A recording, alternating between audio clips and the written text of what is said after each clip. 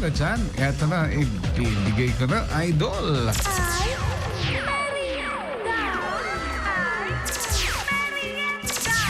Eto na ang ating banana cake.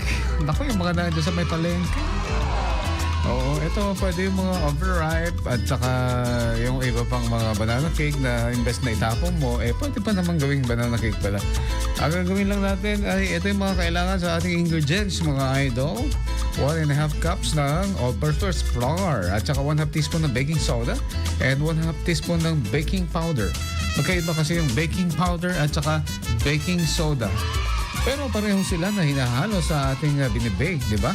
At sa mga niluluto. At saka 1/4 teaspoon ng salt, 1/4 cup ng butter at salted. At saka 1/2 cup ng white sugar at 1/4 cup ng brown sugar. Combination ng white at saka brown. At saka 3 medium eggs. Ayan. At saka ano pa ba? Ang kailangan natin, vanilla extract. May isang 2 teaspoon. Kunana 1 cup ng banana ripe.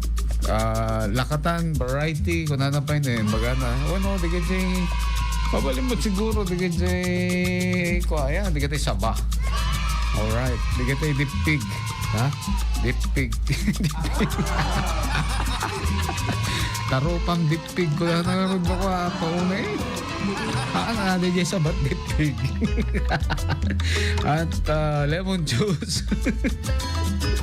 Kailangan din natin ng milk at saka kailangan din natin ng 1/8 cup ng light brown sugar and 2 teaspoon ng butter. Ayan ha.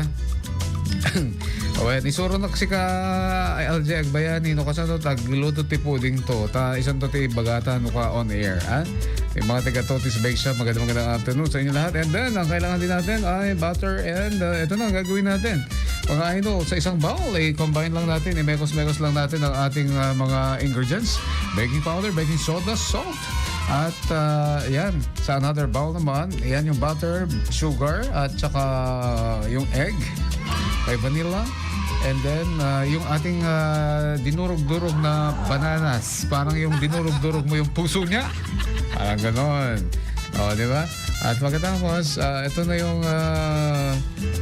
iba pa, no? Yung alternate adding the dry ingredients sa ating milk mixture. Ayan, paghalo-haloin mo lang, idol.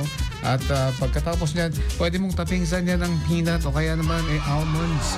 O kaya any kind of nuts na pwedeng magkakamatch sa ating banana cake. At i-open lang ang oven, papasukin ang ating saging. Ang ating haring saging na nasa baking pan. O yan ha, tapos preheat the oven. Siyempre naka-preheat na bago ipasok, diba? Tapos naka-preheat na bago ipasok eh. Tapos tama-tama, mainit na. Tapos bago ipapasok. Ayan, hindi kasi pag malamig kasi yan, tapos ipapasok mo ganyan, mas maganda kung mainit mo na parang nagwa-warm up din yan, idol. Ano?